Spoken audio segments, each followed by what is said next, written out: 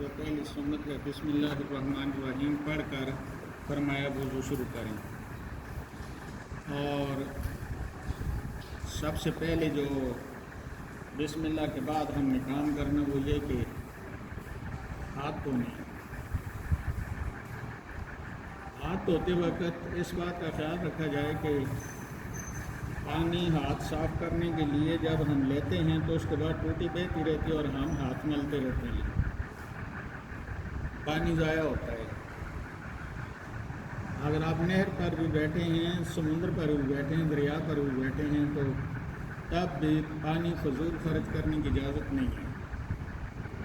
مثلاً کوئی آدمی پاؤں دھونے کے بجائے نہر میں ڈبو لے تو وہ کافی نہیں ہے،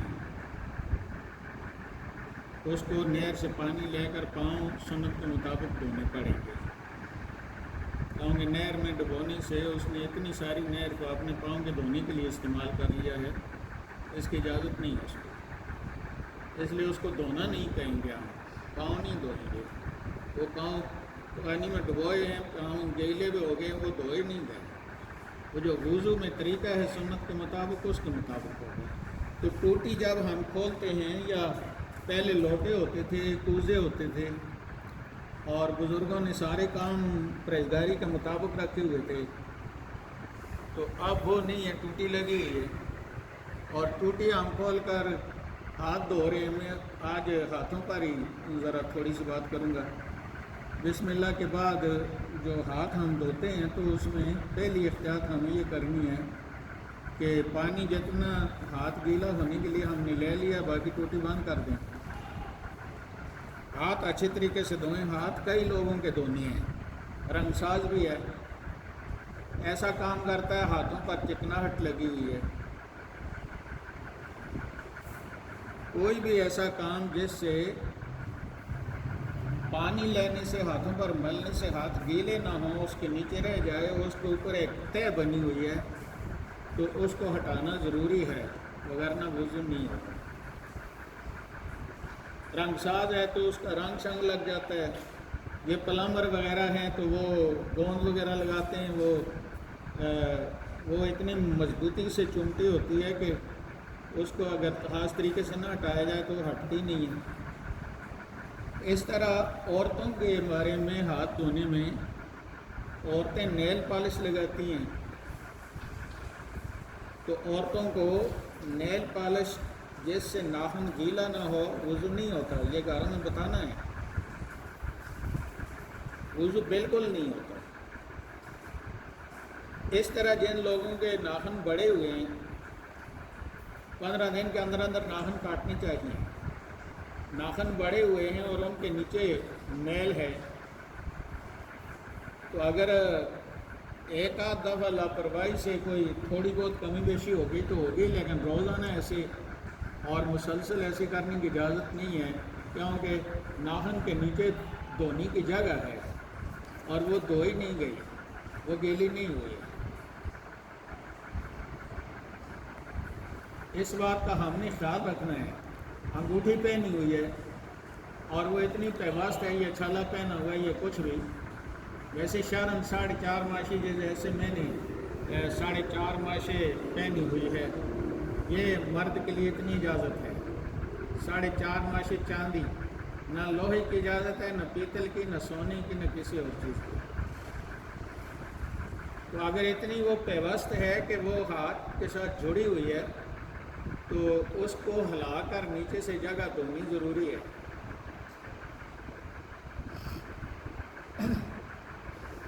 یہ اچھے طریقے سے جب ہم ہاتھ دھو لیں گے 3 دفعہ تو یہ ہاتھوں کا دھونا سنت پورا ہو جائے گا۔ اس کے بعد ہم نے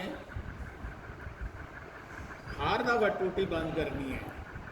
اس کے بعد جب ہم کلی کریں گے پانی لے کر تو ٹوٹی بند کریں گے کوزے میں، اور اس میں لوٹے میں آپ نے دیکھا ہے کہ اس میں یہ آسانی تھی، یہ علماء ایک دوسرے کو بدعتی اور یہ وہ کہتے ہیں بدعت تو یہ ہے، یہ ٹوٹی اور چھرچھوبی مسجد میں سنت میں اس کا کوئی رواج نہیں ہے۔ تو کوزے میں لوگ پانی لیتے تھے، لوٹے میں لیتے تھے، اور قبلے کی طرف مڑ کر بیٹھتے تھے. اس پر قبلے کی طرف مڑ کر بیٹھنے کی جگہ ہے. اس کو اگر اس طرف سے لگاتے ہیں تو جگہ نہیں، اس طرف سے لگاتے ہیں تو قبلے کی طرف مڑ کر بیٹھ کر وضو کی جو فضیلت ہے وہ تو نہیں ہے. لہٰذا پانی لیا ٹوٹی سے، ایک ہاتھ سے ٹوٹی کھولی، پانی لیا، منہ میں ڈالا، اور جیسے وہ ہم کرتے ہیں پورے منہ میں گلے تک، وہ پانی اس طریقے سے کرنا ہے. لوگ ایسے ڈال کر تھوک دیتے ہیں، پھر ڈال کر تھوک دیتے ہیں، پھر وہ جو اندر خالی جگہ ہے وہ خالی رہتی ہے اور وہ خشک ہی رہتی ہے، وضو نہیں ہوتا. اس لیے ہم ایک دفعہ ڈال کر اس کو پورے، جیسے غسل کے لیے وضو میں غرارہ کرنا ہوتا ہے وہ ذرا تھوڑا سا تکلف ہے، لیکن اس میں بھی گلے تک پانی پہنچانا بڑا ضروری ہے. لہذا آج ہم نے یہ سیکھا کہ ہاتھ کیسے دھونے ہیں، پانی کا استعمال کیسے کرنا ہے، اور ہم نے کلی کے لیے پانی لینا ہے اور کلی کیسے کرنی ہے. کلی میں نے کل آپ کو بتایا تھا کہ مسواک جو ہے وہ 70 گنا زیادہ ثواب ہے عبادت کا.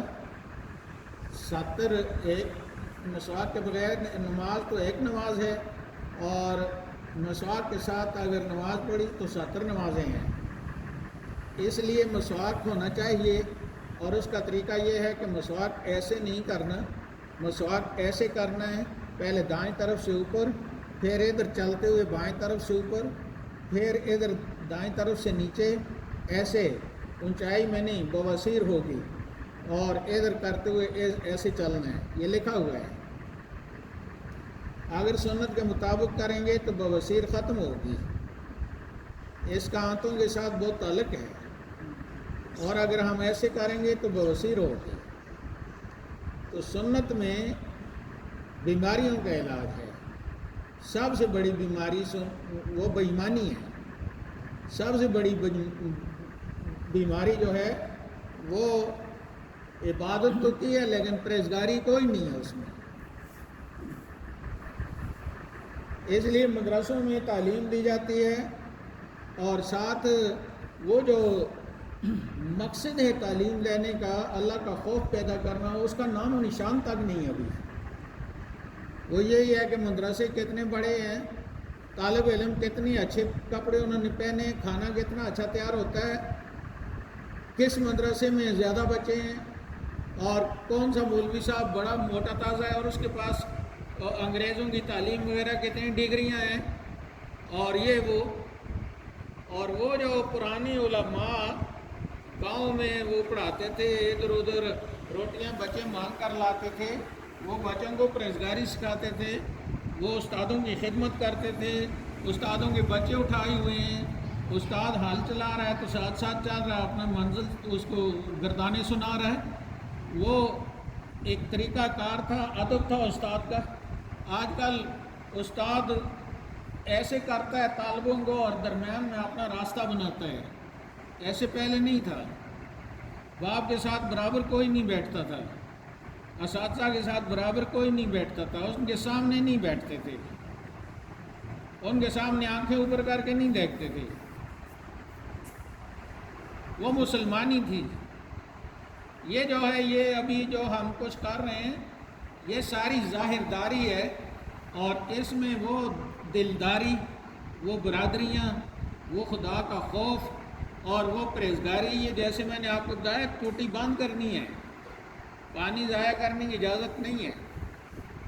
1 روپے چندہ دیتا ہے، 50 روپے چندہ دیتا ہے، زیادہ تیر مارا 100 روپے چندہ دیتا ہے، اور پانی آ کر 1 گھنٹہ اس کو گراتا رہتا ہے، اور پھر جو ناک سے منہ سے گندگی وغیرہ نکلتی ہے وہ ادھر ہی پڑی ہوتی ہے.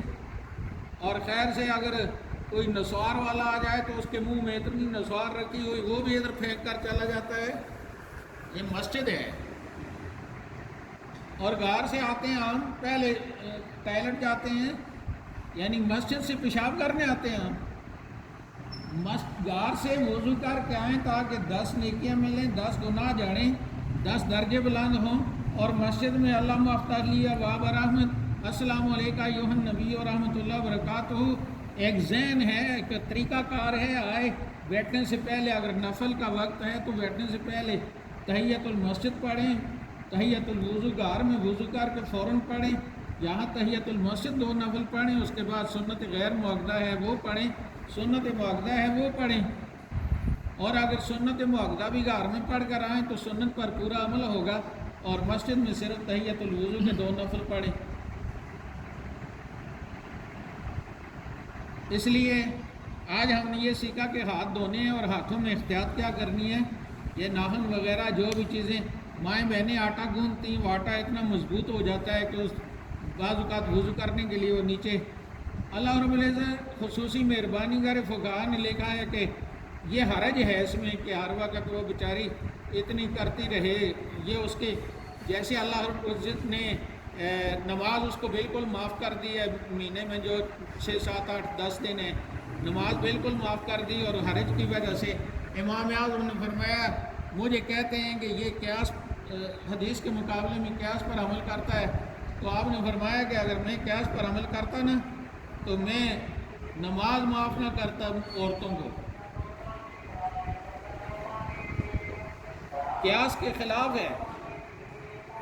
نماز کلمے کے بعد ایمان کے بعد سب سے اہم عبادت ہے، عورتوں کو پڑھنی چاہیے، جو لاجک کہتی ہے وہ یہ کہتی ہے، لیکن اللہ رب العزت نے نماز ہر مہینے کے ان دنوں کی معاف کر دی ہے، اور رمضان کے جو روزے ہیں ان کی قضا لازم رکھی ہے کیونکہ اس میں حرج نہیں ہے۔ تو اس طریقے سے جن لوگوں کے لیے ہر وقت نماز پڑھنے وقت ہر وہ کام نہیں کر سکتے جو بڑا فاحش طریقے سے سنت کے خلاف نہ ہو اور اس کو وہ رہ بھی جائے تو نماز ہو جائے گی، لیکن جیسے آدمی کا کچھ بھی نہیں، مولوی صاحب سویا ہوا ہے، اٹھا آیا، ہاتھ پہ چیزیں لگی رہے، اوپر ہاتھ ڈالا اور چلتا بنا ہے، ایسے ہر کسی کو اجازت نہیں ہے۔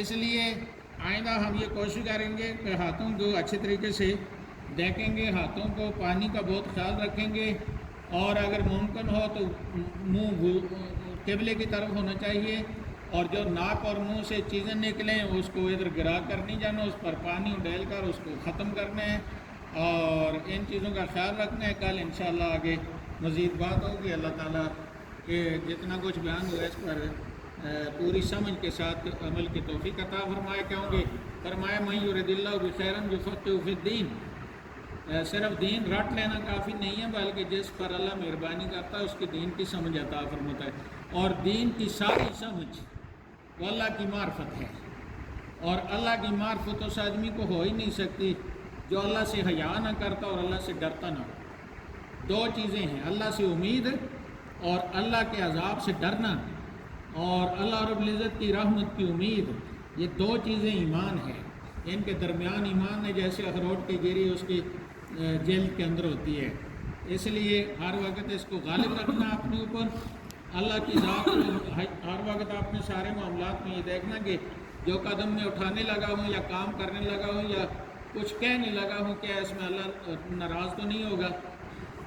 اس کو ذکر کہتے ہیں، عمومی ذکر یہ ہے، یاد کرنا کہ اللہ ناراض تو نہیں ہوگا، اور جو کام میں کر رہا ہوں مجھے چاہیے کہ میں اللہ کے کو راضی کرنے والا کام کروں تاکہ وہ خوش ہو میرے کام سے، کم از کم اگر وہ اس کو خوش کرنے والا کام نہیں ہے تو اس کو ناراض کرنے والا کام بھی نہیں ہونا چاہیے۔ اللہ تعالیٰ سمجھ عمل کی توفیق عطا فرمائے، اور ہمارے گناہوں کے اللہ اس بیان کو بخشش کا ذریعہ بنائے، اور اللہ رب العزت ہمارے آباء و اجداد اساتذہ مشائخ جنہوں نے ہمیں مسلمان باقی رکھا ہے، اللہ ان کو جزائے خیر دے اور ان کو اپنی جنت میں اعلیٰ مقام عطا فرمائے، اور ہمارے آنے والی نسلوں کو اللہ تعالیٰ ہمارے لیے دعائے مغفرت کرنے والا اچھا ایماندار بنائے، اور جیسے اللہ نے فرمایا کہ دعا نہ کرنے والا سخت دل نہ بنا مومنوں کے لیے، اللہ تعالیٰ ہمیں نرم دل بنائے ایمانداروں کے لیے، ان کی بخشش کے لیے ہم دعا کریں۔ کما تدین و تدان، جیسے آپ کریں گے ایسا آگے آپ کے ساتھ آنے والی نسلیں کریں گی، تو اللہ تعالیٰ ہمیں اپنے بڑوں کا ادب کرنے کی اور ہمارے آنے والی نسلوں کو ہمارا ادب کرنے کی اللہ توفیق عطا فرمائے۔ صلی اللہ تعالیٰ علیہ وسلم محمد